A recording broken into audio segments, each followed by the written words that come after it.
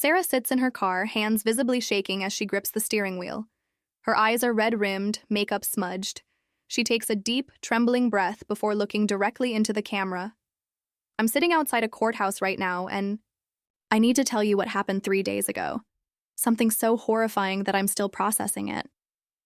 I walked into my mother-in-law's kitchen to pick up my 4-year-old daughter, Emma, expecting to find her playing or watching cartoons. Instead, I found my baby girl on her hands and knees next to the dog's food bowl, eating dry kibble like she hadn't seen food in days. Her voice cracks, anger replacing the initial shock. When I screamed, "Emma, what are you doing?" My mother-in-law, Linda, looked up from her phone and laughed. She actually laughed and said, "Oh, kids will eat anything when they're hungry. She's been asking for food all morning, but I told her she had to wait." My 4-year-old was so hungry. She was eating dog food, and this woman thought it was funny. Sarah's jaw tightens with resolve. What I discovered next about my husband's family will absolutely enrage you. And what I did about it? Well, Linda definitely isn't laughing anymore. Sarah wipes her eyes and takes a steadying breath, her voice becoming more controlled but heavy with regret. I need to back up and tell you how we got to this nightmare. 5 years ago, when I married my husband Mike, I genuinely believed I was marrying into a loving family. His mother, Linda, seemed like this warm, nurturing woman who baked cookies and hosted elaborate Sunday dinners. She'd always say things like, "I just can't wait to be a grandmother, and children are such a blessing." I thought I'd hit the jackpot with in-laws. Her expression shifts, becoming darker. But the second Emma was born, Linda completely changed. It was like a switch flipped. Suddenly, I was doing everything wrong. "Sarah, you're holding her incorrectly. In our family, we don't spoil babies. Like that. She's far too attached to you. That's not healthy." Every visit became a critique session of my parenting, disguised as helpful advice. Sarah's voice grows more frustrated. "And Mike?" He defended every single thing his mother said. "She raised 3 kids successfully, Sarah. She knows what she's doing better than we do." When Linda offered to babysit Emma during my weekend hospital shifts, Mike practically pushed me to accept. "My mom is helping us out for free. We can't afford daycare right now. Stop being so paranoid." She closes her eyes, pain evident on her face. God, the red flags were everywhere. Emma would come home from Linda's house completely different. Quiet, withdrawn, clinging to me desperately. She'd devour her dinner like she hadn't eaten all day. When I'd ask Linda how things went, she'd brush me off with comments like, "Oh, you know how dramatic children can be," or "A little structure never hurt anyone." Sarah's voice cracks with self-blame. I ignored my maternal instincts because I wanted so desperately to fit into Mike's family. I convinced myself I was being oversensitive, that maybe I was the problem. I had no idea that woman was systematically torturing my daughter every single weekend. Sarah's hands clench into fists as she continues, her voice dropping to an almost whisper. Last Saturday changed everything. I got off my hospital shift 2 hours early, a rare blessing that I thought meant more time with Emma. Instead of calling Linda like I usually did, I decided to surprise them both and maybe take Emma out for ice cream. I used the spare key Linda had insisted I have for emergencies and let myself in through the back door. She pauses, her breathing becoming shallow. I could hear voices coming from the kitchen, so I walked toward the sound, expecting to find them maybe baking cookies or coloring together. What I saw instead will be burned into my memory forever. My beautiful, innocent 4-year-old daughter was on her hands and knees next to Buddy, Linda's German shepherd, eating dry kibble straight from his food bowl. Tears start flowing, but her voice grows stronger with anger. Emma wasn't playing some weird game.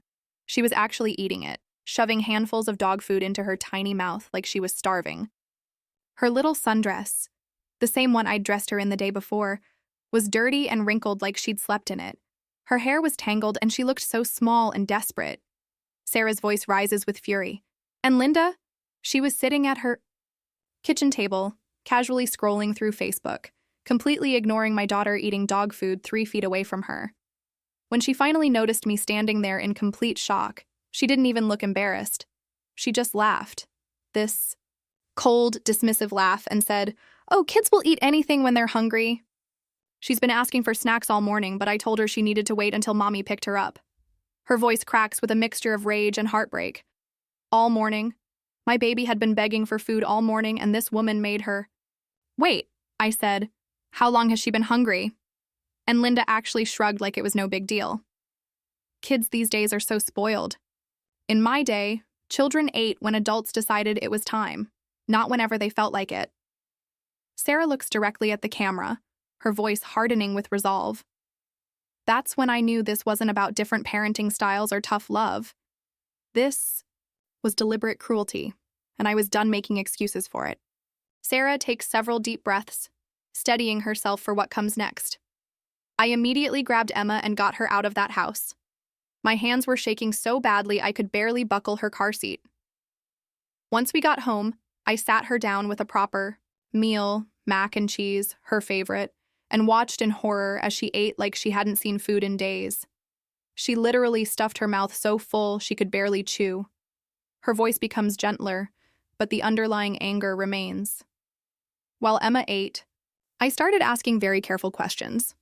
What came out of my baby's mouth broke something inside me that I don't think will ever fully heal. Emma told me that Grandma Linda would put her in thinking time in the dark basement whenever she asked for food or water. She said Linda told her that little girls who complain about being hungry are being ungrateful to God. Sarah's voice cracks with pain. My 4-year-old daughter thought she was being bad by asking for basic human needs. She was apologizing to me for being hungry. She kept saying, "I'm sorry, Mommy. I tried to be good, but my tummy hurt so much." Emma had been trained to believe that her hunger was a character flaw. She pulls out her phone with trembling hands. That night, after Emma finally fell asleep, I did something I should have done months ago.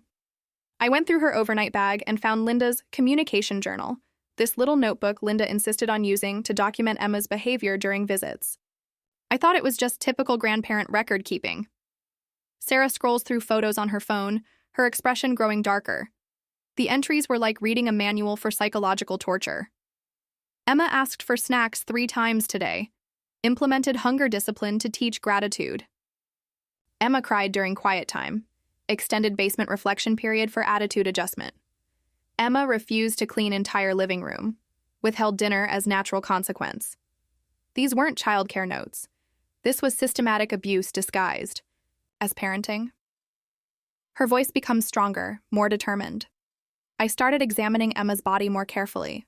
Small finger-shaped bruises on her upper arms that Linda had explained away as helping her down the basement stairs. Emma had lost 8 pounds over 3 months. Weight loss I'd attributed to a growth spurt because Linda kept saying Emma was eating just fine at her house. Sarah looks directly into the camera. But here's what sealed Linda's fate. I had hidden a small recording device in Emma's backpack after she started having nightmares about the dark room. Linda had no idea. I could hear every word she said when I wasn't there. She pauses, her jaw clenching. The recordings revealed Linda systematically telling Emma that I didn't love her enough to feed her properly. That's why she had to come to Grandma's house to learn lessons about being grateful. She was deliberately turning my daughter against me while starving her. This woman was psychologically torturing a 4-year-old child and documenting it like it was normal parenting. Sarah's voice takes on an urgent, almost frantic tone.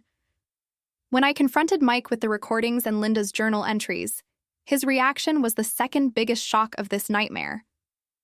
Instead of being horrified that his mother had been torturing our daughter, he got angry at me. He actually said, "Sarah, you're being dramatic. That's just how my mom disciplines kids. She raised me and my brothers just fine." Her voice cracks with disbelief. Fine?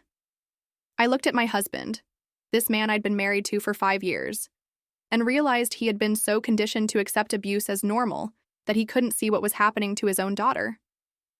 When I played him Emma's recorded voice saying, "Grandma says Mommy doesn't love me," he said, "Maybe you are too soft on her. Kids need structure." Sarah's breathing quickens as she relives the memory. That's when everything became dangerous. Mike immediately called his mother and warned her that I had evidence and was trying to cause family drama. Linda's response was to declare war on me. Within 2 hours, she was calling my hospital supervisor, telling them I was having psychological issues and was an unfit mother making up stories about family members. Her voice rises with panic. But the scariest part happened the next morning, while I was at work. My neighbor, Mrs. Chen, called me in complete panic. She said there was an older woman at my front door screaming and trying to force her way inside, claiming she had grandmother's rights and that Emma needed to be rescued from her mother's delusions. Sarah's hands shake as she continues. I raced home from work to find Linda on my front porch, Emma crying hysterically inside the house, and Mike nowhere to be found. Linda was literally pounding on my door, screaming through the wood, "Emma, honey, Grandma's here to save you from Mommy's lies! Open the door, sweetheart!" My 4-year-old was pressed against the living room window, absolutely terrified. Her voice becomes fierce. When I pulled into my driveway, Linda turned on me like a rabid animal. She started screaming that I was a mentally unstable liar who was poisoning an innocent child's mind against her loving grandmother. She actually lunged at me, trying to grab my car keys, saying, "I'm taking Emma home with me where she'll be properly cared for." Sarah looks directly into the camera, her voice hardening with resolve. That's when I realized this wasn't just about past abuse anymore. Linda genuinely believed she had the right to take my daughter away from me. She was actively trying to kidnap Emma, and my own husband was so deep in denial that he was helping her do it. She pauses, taking a shaky breath. I had a choice. Continue trying to reason with people who saw child abuse as normal parenting, or protect my daughter by any means necessary. When I saw Emma's terrified little face pressed against that window, while her grandmother screamed lies about me, the choice became crystal clear. Sarah's posture straightens with renewed confidence. I called 911 immediately. My hands were still shaking, but my voice was steady when I told the dispatcher, "There's a woman trying to force entry into my home and attempting to take my 4-year-old daughter." When the police arrived and saw Linda still pounding on my door while Emma cowered inside, they took the situation very seriously. Her voice becomes more assured. Officer Martinez, the responding officer, was a mother herself. When Linda started her sob story about being a concerned grandmother, Officer Martinez asked to see my evidence. I showed her the recordings, Linda's journal entries, and photos of Emma's bruises. I watched this seasoned police officer's face go pale as she listened to my daughter's voice saying, "Grandma says I'm bad when I'm hungry." Sarah nods with satisfaction. Linda's entire demeanor changed when she realized the police weren't buying her act. She went from playing the victim to showing her true colors, screaming at Officer Martinez, "You don't understand. This child needs proper discipline. Her mother is too weak to raise her correctly." The officer looked at Linda like she'd just confessed to child abuse, which honestly she had. She holds up official documents. Within an hour, I had a temporary restraining order. Officer Martinez called Child Protective Services from my living room, and they opened an emergency investigation. The CPS caseworker, Maria Santos, arrived that same evening. She was incredible. She interviewed Emma using these special dolls and play techniques designed for traumatized children. Sarah's voice carries a note of vindication. Emma was finally able to tell a trusted adult about the dark basement room, about being locked away when she asked for food, about Linda telling her that, "Mommy doesn't really love you. That's why you have to come here to learn to be good." Maria documented everything: Emma's fear responses, her regression in development, her learned behaviors around food. Her tone becomes more serious. The CPS report confirmed what I already knew. Emma showed clear signs of systematic emotional abuse, deliberate food deprivation, and psychological manipulation. The medical evaluation revealed stress-related symptoms and weight loss consistent with chronic neglect. For the first time in months, I felt like someone with actual authority was finally listening and taking Emma's safety seriously. Sarah's face shows genuine peace for the first time in the entire video.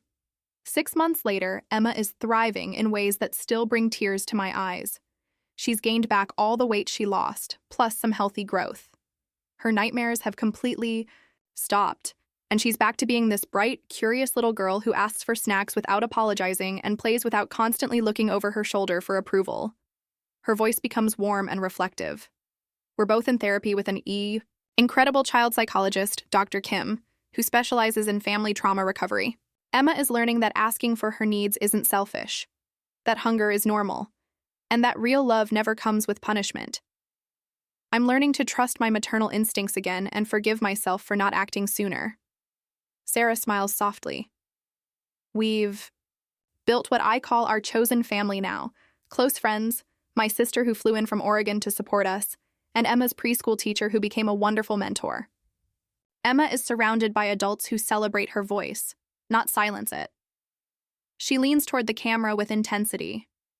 If you're watching this and something feels wrong in your family situation, if your children change after visiting certain relatives, if you're being told you're too sensitive about your parenting concerns, if anyone is making your kids afraid to ask for basic needs, please trust your instincts. Document everything. Your children's safety is worth more than keeping peace with toxic people. Sarah's voice becomes earnest. I need to hear from you in the comments. Have you ever had to choose between family harmony and your child's well-being? What red flags did you ignore that you wish you hadn't? And for those of you who found the courage to protect your children from family abuse, how are you healing now? She pauses meaningfully. Remember, Mama Bears, our children are watching how we respond when they're in danger. Make sure the lesson they learn is that their safety will always come first. Sarah's face shows genuine peace for the first time in the entire video. 6 months later, Emma is thriving in ways that still bring tears to my eyes. She's gained back all the weight she lost, plus some healthy growth.